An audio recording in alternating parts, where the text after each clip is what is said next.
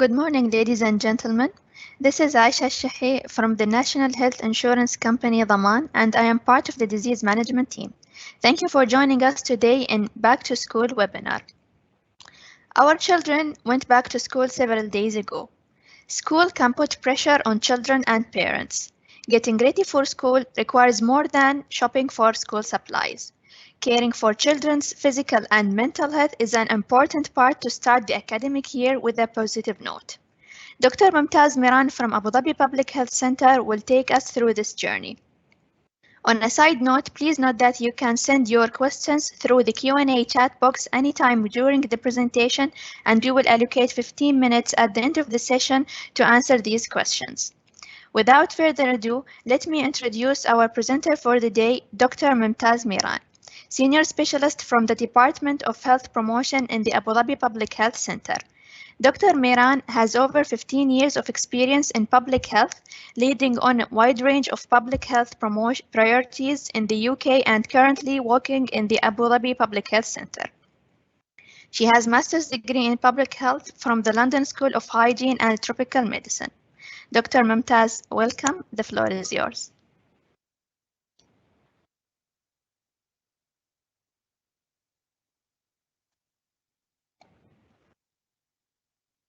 Thank you very much, Aisha, for the wonderful introduction that you gave, not just to me, but also for the session. I really think it's important what you highlighted. The whole focus is on the back to school shopping and what it is that we are going to get for our children, whether it is clothes, shoes, stationery. But I think somewhere amidst all this shopping, the thing about what we truly need to focus on when our children go back to school sometimes gets a little bit missed. So thank you for giving me the opportunity to Daman to come and talk to you about this very important time of our lives, which is the back to school time period. So if you will just give me 1 minute, I'm just going to share my presentation.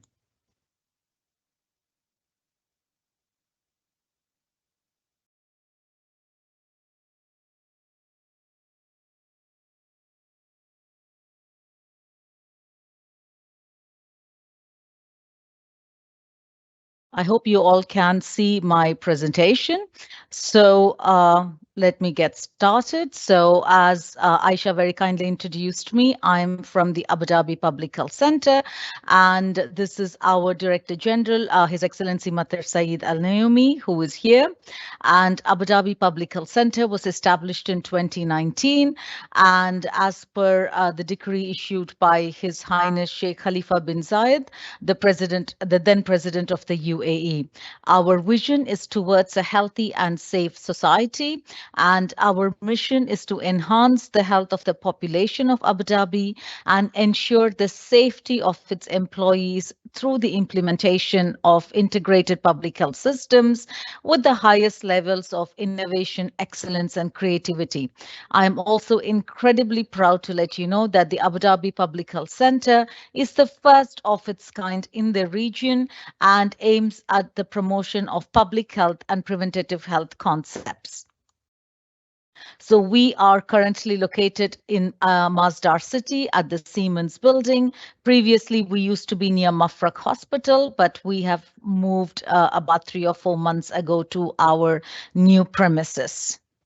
So these are some of our strategic priorities. So it would be governance and management of the public and preventative health system, encouraging the community to practice a healthy lifestyle, health and safety of workers in the emirate, and environmental health. We all know about the COP28, which is being held in UAE later on this year. Improving the quality of life and reducing the financial burden, implement an effective system for the prevention and control of infectious diseases. Our center played a very, very critical role in the response to the COVID-19 pandemic. I know it now sounds like it happened a long time ago, but it was not that far ago that we were all, amidst this pandemic. And the role also enabled Abu Dhabi to be consistently ranked as one of the top cities in the world for its response to the pandemic. Our sixth priority is building and developing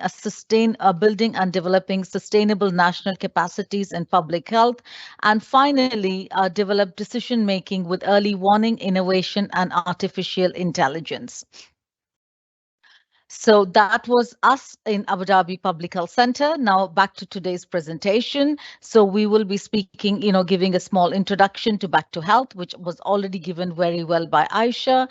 Then the presentation will be split into three segments. So we speak about what would be first is what would be the schools that would do, then what would be the role of the students in preparing themselves, and finally, what should as parents we should be doing to support our children when they are going back to school. And then we finish off with some information on preventative measures and healthy lifestyle practices. As Aisha already mentioned, we will have a Q&A session at the end after I finish my presentation, where you can ask any questions that you may have. So without further ado, let's get started. So schools around the UAE and globally as well have reopened their doors to welcome students for the new academic year. I believe it was 28th of August or 29th, a couple of weeks ago when our students went back to school for the new academic year. Now, do remember going back to school can be very exciting, both for the students and for the parents, but it can also be sort of a challenge for students, for some students, because everything is going to be new, and what are the things that they are expecting in their new year, as well as a little bit of anxiety for the parents about how the children are going to settle into the new year. I do think the anxiety is probably more for children, really small children who are actually starting school for the first time in their lives, and it is equally exciting as well as nerve-wracking. And again, the excitement is also to do with advancing their education, and then obviously that leads on to opening paths for their future career, and so on and so forth. So in terms of the school's preparations, I'm sure you all have children who are in different schools.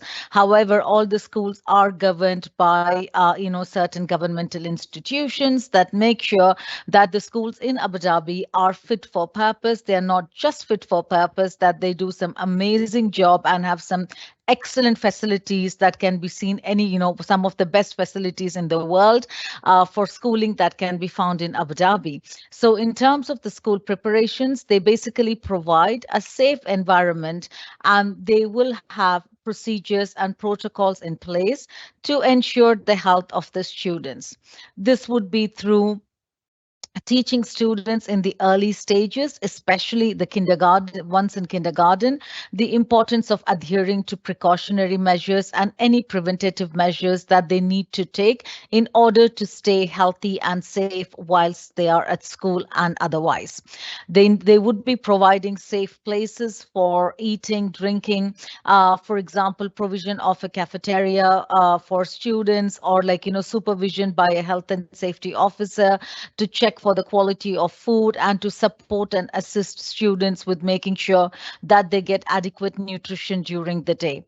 And they also provide places or prepare them appropriately if in case a student gets ill or something, such as the provision of a school clinic and qualified school nurses who will be at site to support your children should at all they feel ill during the school day, or they are just really tired and exhausted and so on.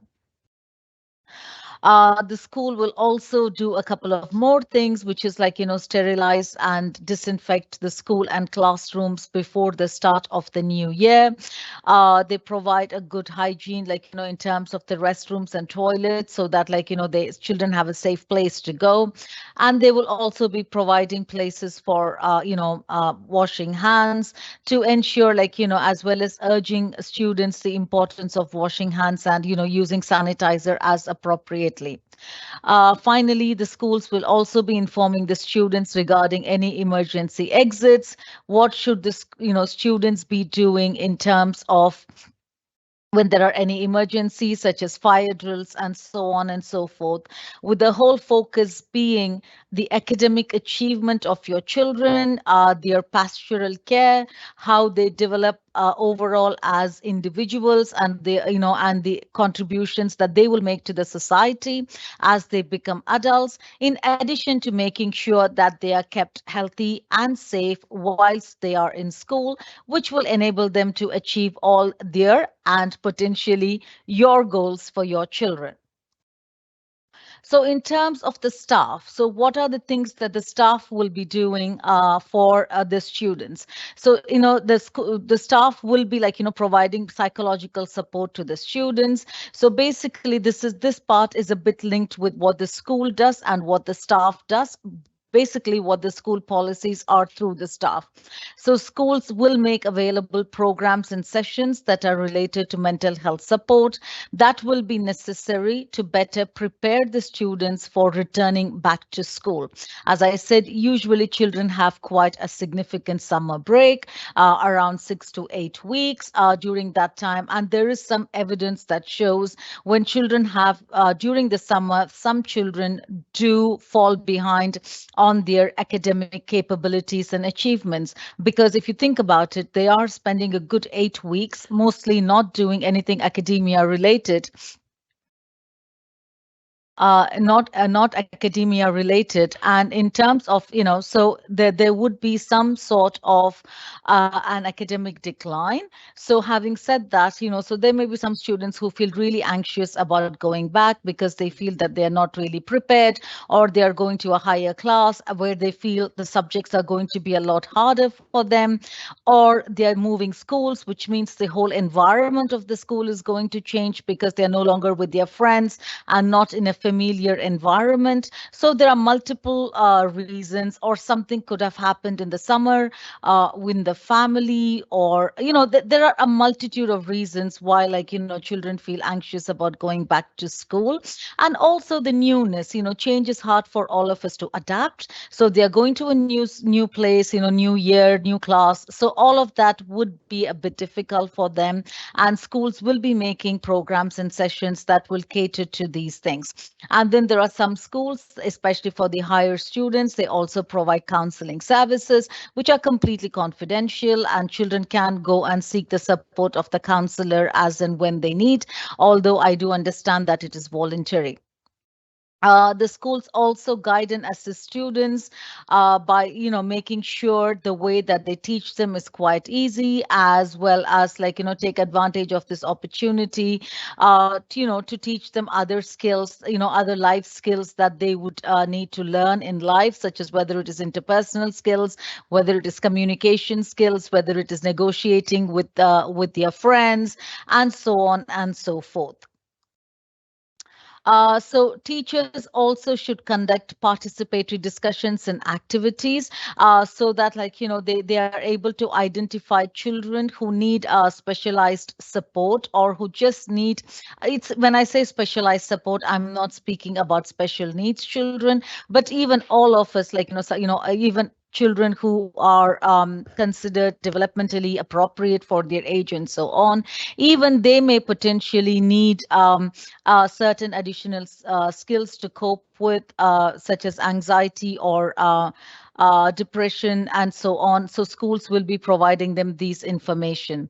And I already spoke about the counseling services in school, and especially, like, things such as if they are not getting along well with their friend, or if there are instances of bullying and so on.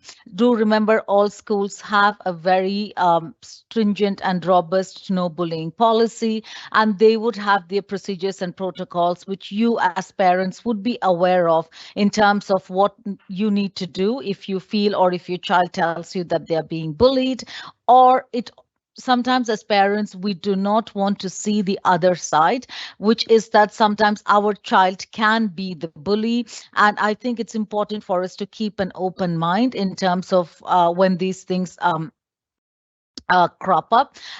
Assuming someone's child is a bully, it does not make them into a bad parent. The reason someone becomes a bully is like multifactorial.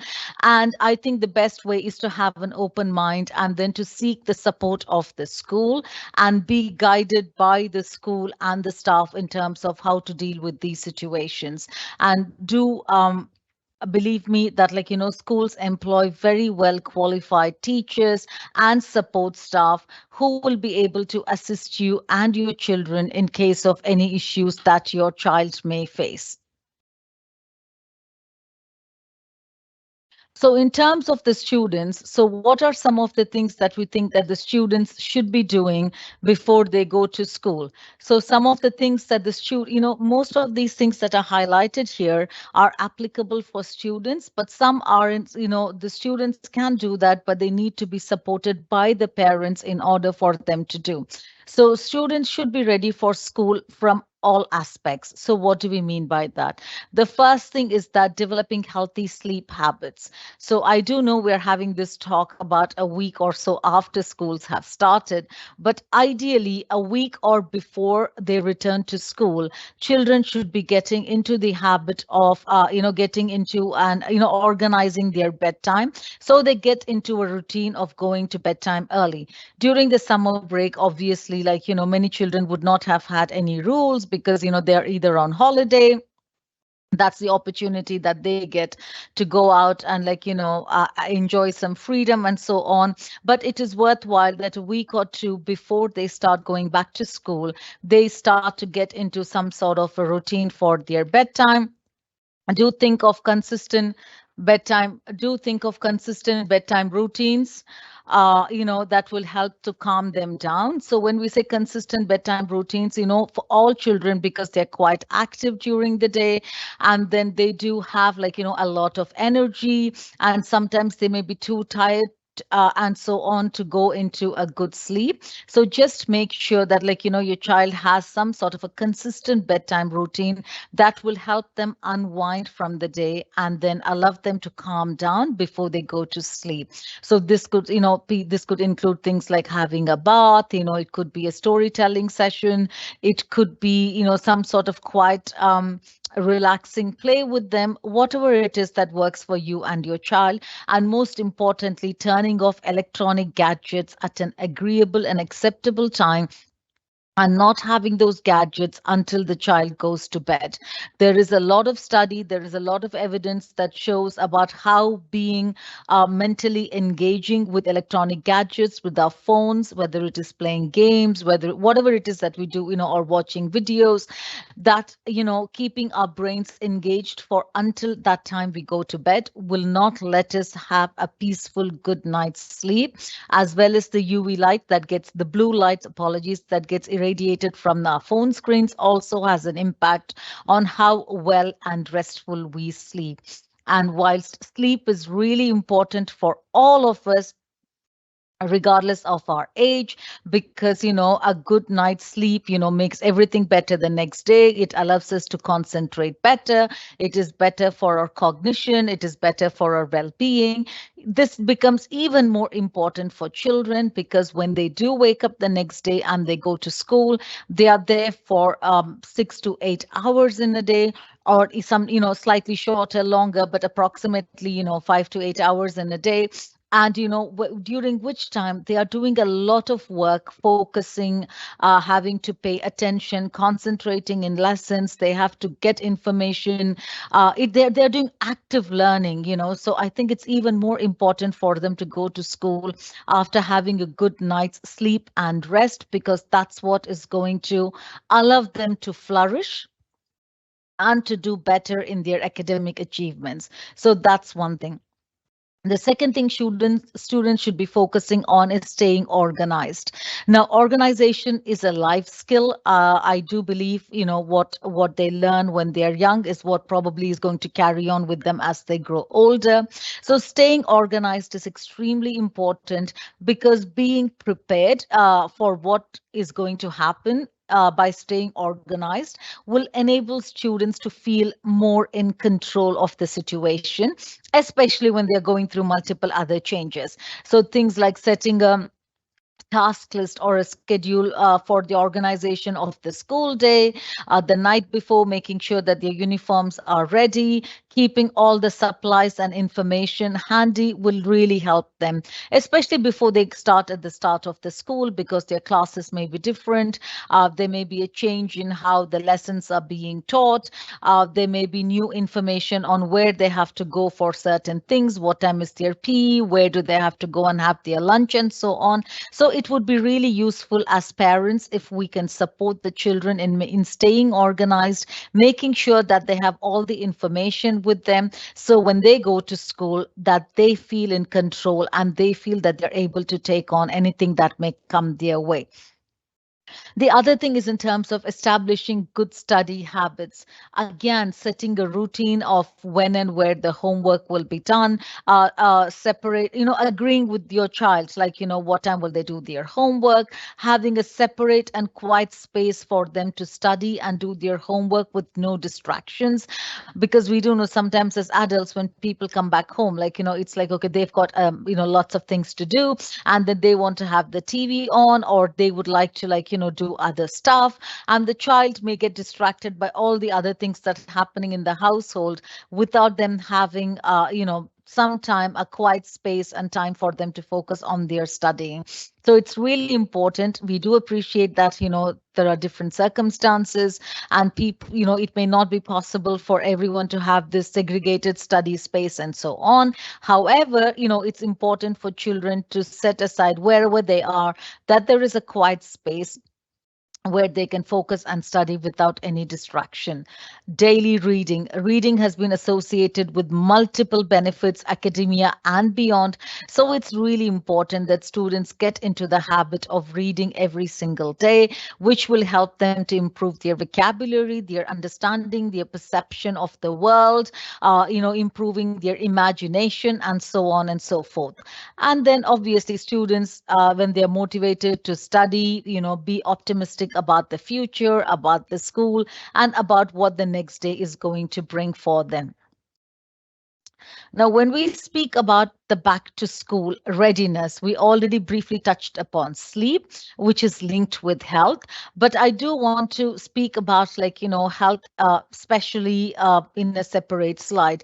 Do remember a sound mind in a sound body, or a healthy mind in a healthy body, right? So if we want our mind to be healthy, if we want our children's minds to be strong and sound and healthy, so they go to school, they learn, they understand, they perform well in their exams, because at the end of the day, this is what we all want for our children. So they do better in school, and they go on to, like, having very successful careers and, moving ahead in the world. Do remember, it all starts with having a healthy body. So when we say about the healthy body, we do need to speak about healthy eating or nutritious food. So, just make sure that, like, the children, they get to eat, like, healthy food such as vegetables and fruits, things like, whatever may catch their fancy, whether it is apples, bananas, pears, grapes, cherries, or carrots, cucumber, whatever might it be. Make sure that they're having healthy foods. And then obviously, all of us know this, but, reducing the amount of fast food and junk food and chips, and replacing it with healthy options such as nuts. Please do check your school policy on taking nuts, because I do know that nuts have, because of all the allergies, some schools may not permit nuts. So just make sure. And also, very small children have an issue with choking on nuts. So just be mindful of what it is that you're giving your child, making sure that they will be able to eat it. It is healthy and it is satisfying.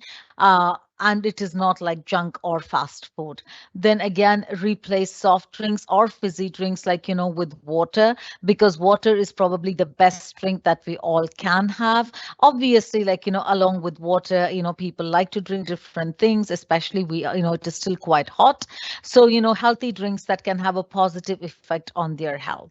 So definitely not any fizzy drinks, or even fruit juices. Fruit juices basically have a lot of sugar, because the sugar doesn't, one is added sugar, which sometimes, comes in prepackaged fruit juices. And even if you take a fruit juice that has absolutely no sugar added, when you're squeezing all of those fruits to make it into a juice format, there is just an increased sugar in that. Not that you cannot drink it, but it is always better to have a whole piece of fruit rather than drinking it as a juice, because you get additional things such as fiber from the fruit or vegetable, which you may not get when you're going to juice it because you're extracting all of that away.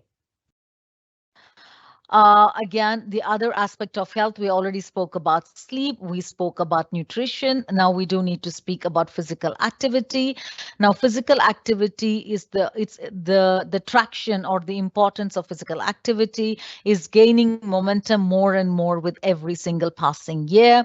So much so that they say that, like, if there is one medicine that is going to help people with a multitude of things, and that medicine would actually be exercise or physical activity. The importance of physical activity is really well known, it is renowned, and it is important for all of us to be physically active, more so for our children, again, because healthy children grow up to be healthy adults, and all the habits that we inculcate in them when they are younger is what they are going to be doing throughout their lives. And also now lives have become increasingly sedentary. We are sitting most of the time during our work time, and they during their school time, or even during playtime, everyone is sitting with their phones, or they're watching the television, or they're on the laptop, whatever might be, the mode of the gadget or the electronic equipment that we use, or the device. We always seem to be sitting. So it is important for children to be physically active, because physical activity also increases the flow of blood supply, improves the circulation. And then after a really good physically active session or a game of sport, they are going to be more able to get information in easier. So according to the WHO's recommendation, children between the ages of 5 and 12 should be physically active for at least 60 minutes per day. Now, do remember, the 60 minutes per day is not necessarily they have to go out to the gym for 1 hour, or they have to do, 60 minutes concentrated at one point in time.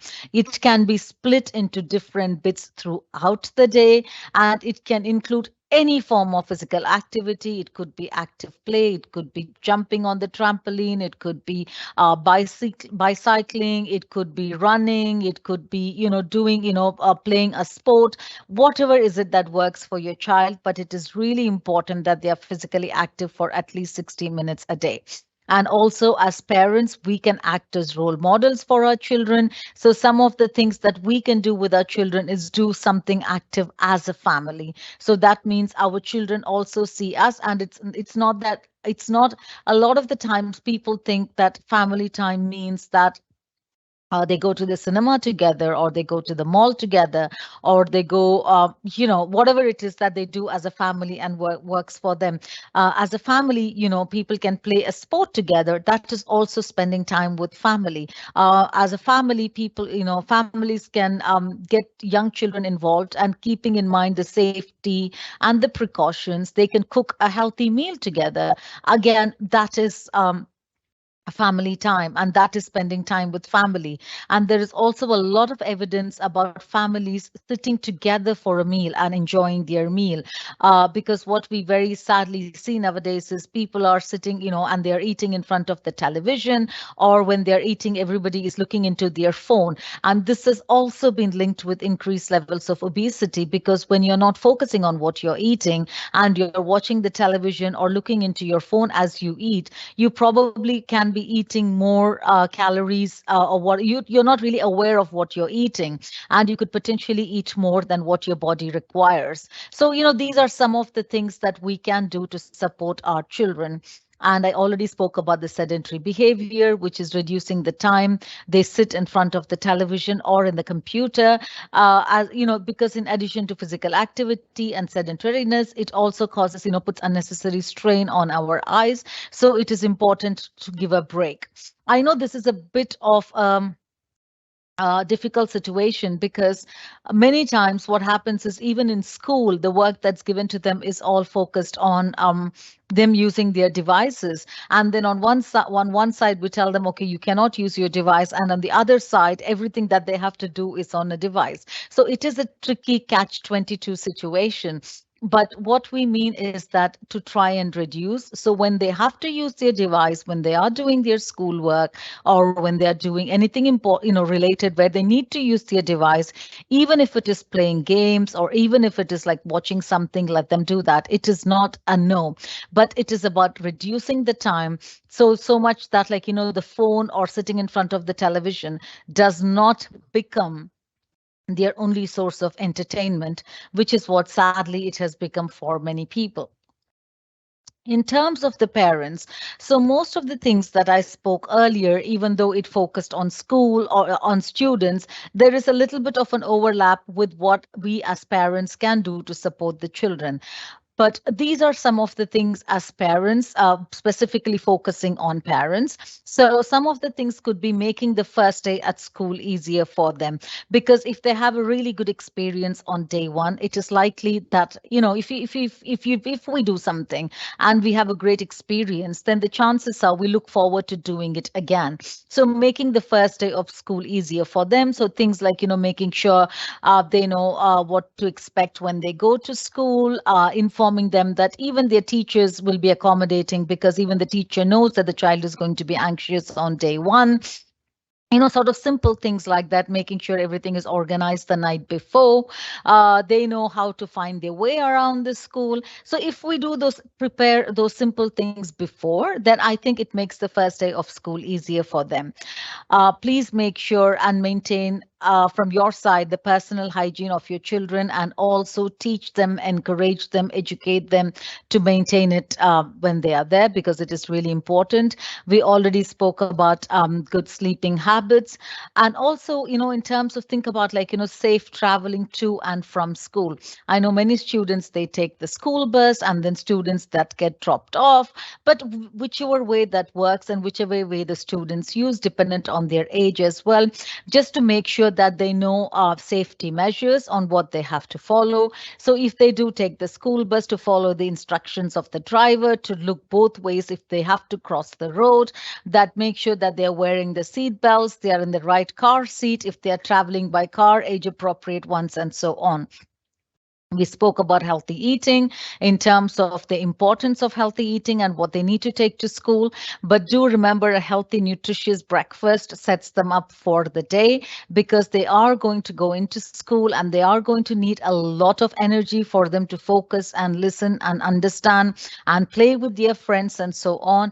So a nutritious breakfast is really important for them. A healthy lunch box and snacks, whatever it is that you pack, make sure that it satisfies them. There is enough food, adequate food, and which will help them to sustain their energy levels for longer.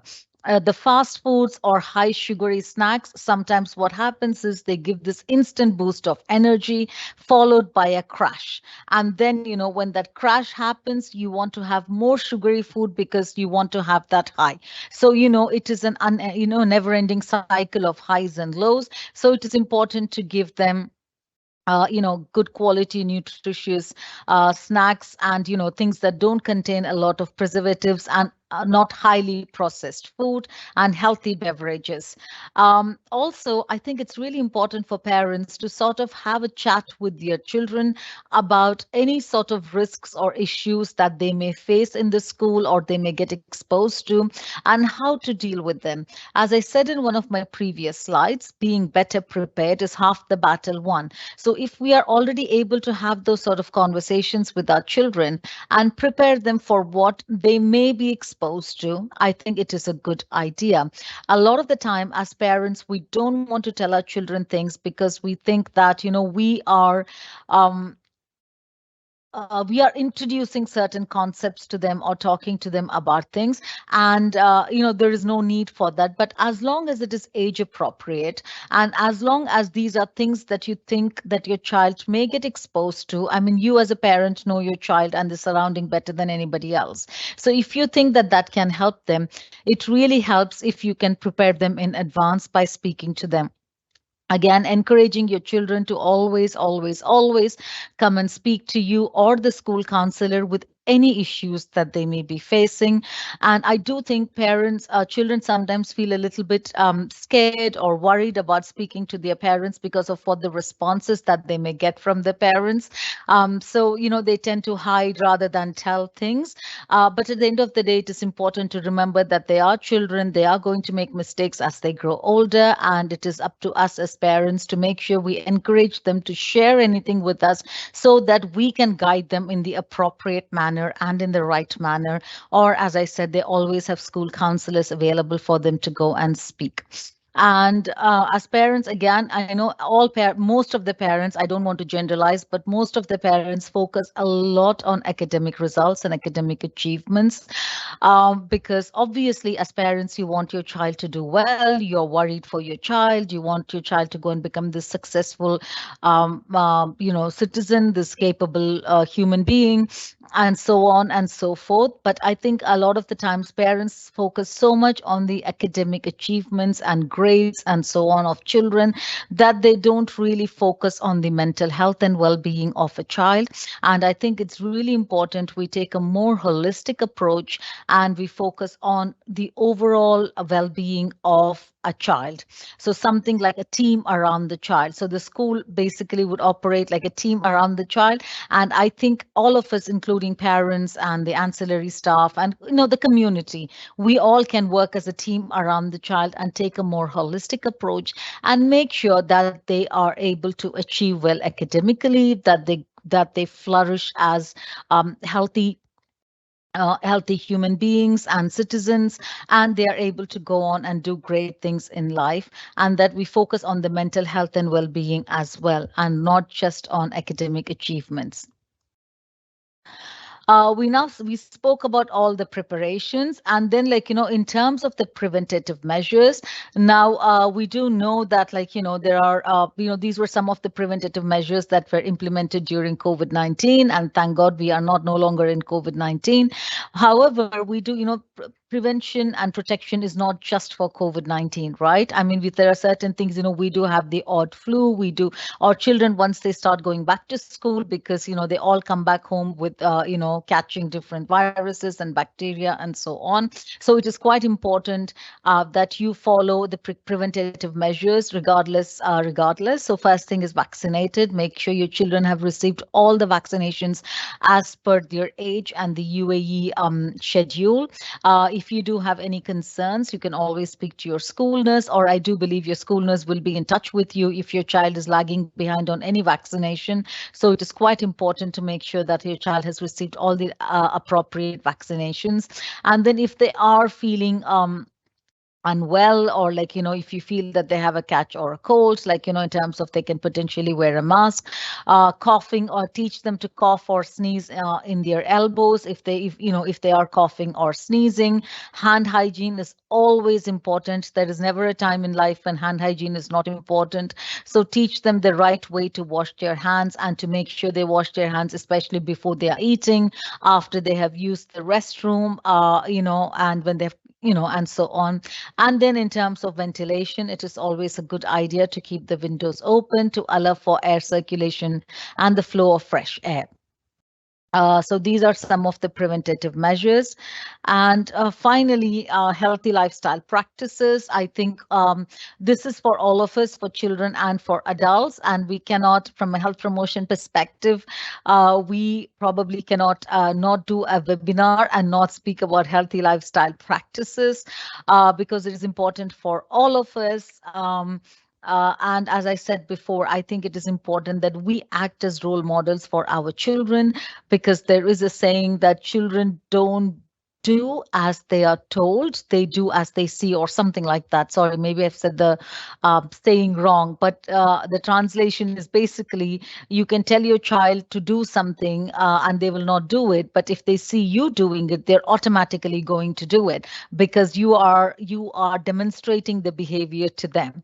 So keeping that in mind, some of the key healthy lifestyle practices that we always speak about and that is really important for all of us is first is healthy eating. You already know what you need to eat and what you don't need to eat, what you can't eat. So it's about the fruits and vegetables and fiber and the low processed food and low foods that are very high in fat and so on, and making sure that you eat at the appropriate amounts of food that your body needs and requires. So I think that is quite important.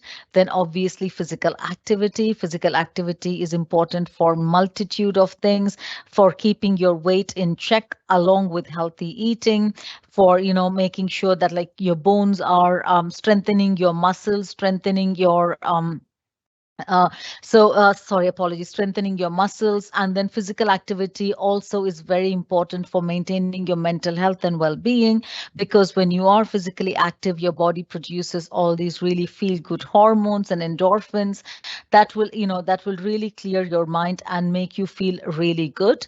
I do know sometimes after a long day at work, you're exhausted and tired, and the last thing that anybody wants to do is be physically active. But trust me, go for that walk, go and go to the gym or go play a sport. After the first 5 minutes you're going to feel incredibly better mentally, which will enable you to do your other tasks. You're no longer going to be that tired. So the recommendation for adults for physical activity is around a minimum of 150 minutes per week of moderate to vigorous intense physical activity. 150 minutes a week translates to about 30 minutes a day, 5 times a week, something that we all can do. And the 30 minutes per day, again, similar to children, is not in one go. You can split it into multiple things during the day. So take the stairs instead of the lift, park your car a bit further away, and walk to wherever you have to go. So all these little things that we can do, every little thing adds up in terms of physical activity. So please go ahead and be physically active and be active with your children and encourage all the whole family to be active. Sleep, we already spoke about healthy sleep and the importance of sleep for ourselves. Apologies. Importance of sleep for ourselves and our children. Then speaking about mental health and well-being, there is it's time to reduce the stigma about mental health and discrimination about mental health. A lot of people confuse mental health with mental illness, but do remember mental health and mental illness are two different things. We all have to take care of our mental health and well-being. So, and we really, stress is a part of everyday life. So it is a bit impractical for me to say like, oh, we have to live in a stress-free world or we have to reduce stress.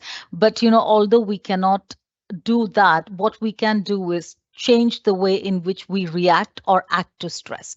So that is something like, that we can very much do. So whether it is meditation, whether it is yoga, whether it is spending time with your family, reading, speaking to friends, who are speaking to a trusted person, whatever it is that works for your mental health and well-being, make sure that you take care of yourself. Again, as parents, a lot of the time, the whole time goes in taking care of our children, other people, our spouses, and so on, that we don't really take care of ourselves and our needs. So it is really important for us to be looking inwards and taking care of ourselves and our mental health and well-being and what works for us. Finally, quitting smoking. Smoking is never cool, and I think children need to be told and be made aware of that as well. It is never cool to smoke, and this includes vaping as well. A lot of the people think vaping, it's okay to vape, but it is not good to smoke. But vaping is equally bad, so it's important not to vape, and then to quit any form of tobacco, whether it is shisha, whether it whatever might be it, because it all does not come under a healthy lifestyle practice, and it does have its consequences on your health and well-being. With that, I come to the end of my presentation. Now, there are two beautiful QR codes here that you can see. You can see on the left, it says workshop evaluation questionnaire, and on the right side, it is an evaluation, speaker's evaluation that is about me. So I would really appreciate if you can take a couple of moments to scan the QR codes and complete the form. The form is very, very brief. I think you've got about 5 questions each. And, it's just like one answer. It's just a multiple choice question. So I will give you a couple of minutes to complete this now. Thank you.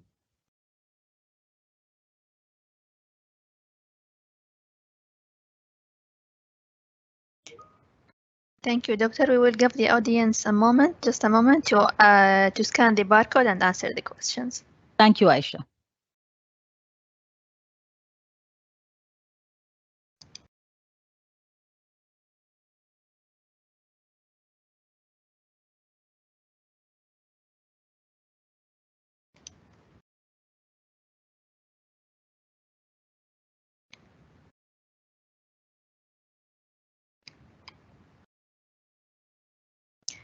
Okay, with that being said, thank you, Dr. Mumtaz, for such an informative presentation. Now we will be moving on to the Q&A section. Mm-hmm. So our first question, Doctor, how can I handle the child's fear from going to school, especially if it was his or her first time going to school? Well, that's an interesting question. So I think first, it's like try and identify. I think it would what is their fear and try and address that. So what are they worried about? Are they worried about spending time away from you? Is it separation anxiety from you, or did they have a bad experience? I don't know if they went to a nursery before or they had a bad experience before from there. So is it a bad experience from the nursery? So I think it is important to identify that and then always speak to the teacher, try and explain to the teacher, because all teachers I think are wonderful and amazing, and sometimes they just need to know. So try and speak to your teacher and explain to them that the child is really scared of coming to school, and then make sure that working together with the teacher, you come up with a plan that will enable your child to go to school happily, without fear. So something that can help, again, this is just a suggestion. Obviously your school will have its protocols, and you with your teacher you can decide on this. Sometimes for children with separation anxiety, I think it really helps if they don't go for the full day from the beginning. So you can sort of, if your school allows and permits, you can try and do a sort of a staggered start. So they are spending, let's say an hour in the school one day, then then see how they adjust to that. Then you increase the time and so on.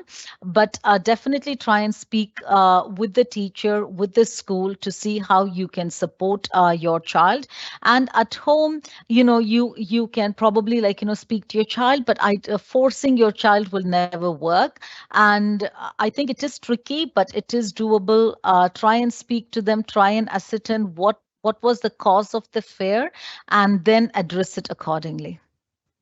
Interesting. And doctor, regarding flu, cold, and flu season in general, at what age can I start give my child flu vaccine? I think flu vaccines are available for children from a very young age. I'm just going to double check what is the flu vaccine available, that is in Seha. But, flu vaccine can be given. Just leave that question with me. I'm just going to get back to you on that, Aisha. We can take the next question. I'll come back to this question. Okay, no worries, no worries. And about breakfast and healthy eating, my kid does not like to eat breakfast. So what can I do? So shall I send them to school without eating breakfast? Well, if your child, I don't know how old your children are, but if your child does not like to have a breakfast, what you can do is try and see, sometimes they may be hungry at the first break, but we say breakfast is important, or try and give them something that is really small, so they have something in them when they go to school, and then when they are at school during the first break or something, they can have their proper whatever is the meal that you would have given them. So whether it is a sandwich or something that is more substantial, a sandwich and a fruit or something like that. Again, forcing children is not not going to work. Other thing you can try is you can have your breakfast at the same time as them. So again, that's the way it can work. So, both your child and you guys can sit together. Or I know in the mornings it's really difficult. It's very easy for me to say sit together and have breakfast, but practically it may be difficult. But try and see if you can do something with your child that you're also having your breakfast. So one is you're acting as a role model, and they may want to eat along with you, because all children at the end of the day like spending time with their parents. The other option is that let them have something really small, something on the go, and then the first break that they have, they can have a proper breakfast. So these are two options that I can think about. Thank you, doctor. And Oh, sorry. And the third thing, sorry, Isha. And the third thing that's also, just try and find out what your child likes to eat for breakfast. Obviously, if your child is going to want to eat only sugary things or sweet things for breakfast, it's not ideal. But you could potentially start off with something that they like, or do a bit of 50-50, where you're mixing a bit of the healthy breakfast with a bit of the unhealthy breakfast until you get them into the habit of eating breakfast, and then you can make it all healthier. And doctor, what about bullying in school? So as a parent, what can I do? Okay, this is a really difficult question. So now in terms of bullying, first of all schools will have an absolutely no bullying policy. So please try and find out in your school what is the bullying policy, and or make contact with the school, and you have to explain to the school what is happening to your child so they can take the appropriate action. I do know it is not easy for a child to come across and to say or report bullying, but the only way that we can try and stop the bullying is if we all take action together and we report, which is one thing. Um, Again, it is not easy. It is quite difficult. So I think, working together with your school is the one way that, like, you can tackle this. The other way is about improving the self-esteem or whatever of your child. So if the child is coming and complaining to you or speaking about it, not, even though it is not directly related to that, as a parent, I think we can speak to them in kinder ways. We can try and do our bit in improving the self-esteem, trying to teach your children not to react to the bully, because sometimes all bullies want is a reaction from you, and they know they get that reaction from you. So they tend to do it more. So I think probably those things, and also allow your child to form friendships, stronger friendships, or mix with children who are not part of whoever is the group or the person that's bullying them. So these are some of the smaller tips what I have said. However, if you feel your child is being bullied, it is really important you speak to the school. I'm sure schools will have some sort of confidential arrangements, whereby if you do not want the school the school should not be able to tell someone else that this is the child that complained about somebody. So there must be some confidentiality clauses. So by all means, work with the school and get that done. Mhm.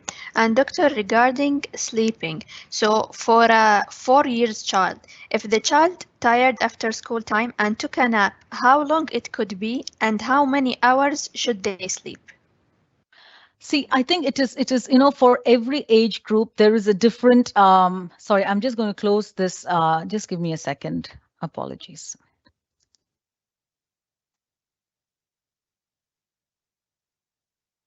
Okay, so for a 4-year-old, I think, how long do they nap for? Because does this nap interfere with their sleep in the night?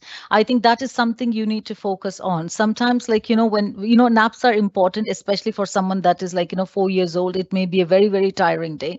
But just make sure that their naps are not going to extend for, like, maybe an hour and a half. Just make sure that their nap does not extend any further, and it should not interfere with the sleep that they are going to have at night.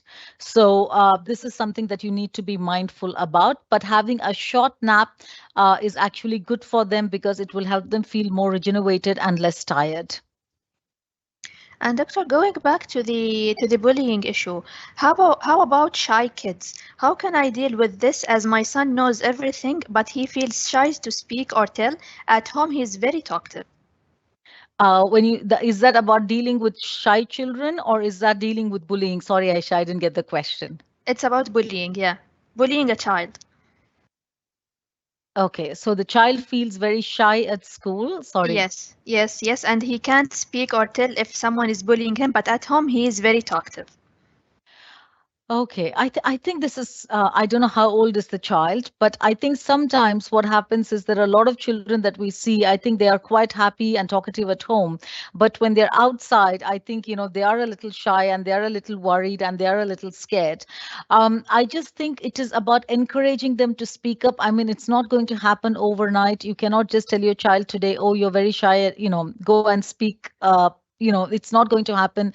I think sometimes it's also giving them those opportunities at home to speak. So, for example, when I say, yeah, the child is talkative at home, but when you go out as a family, when you're going to the mall, when you're going to the cinema, when you're going to other people's houses, try and see if your child, encourage your child to speak to strangers, obviously under your supervision, but encourage them to interact with people who are not within their close circle and not within their family. So that sort of helps them develop that skill of speaking to people who they are not very familiar with, who they are not comfortable with. And unfortunately or fortunately, some children are shy.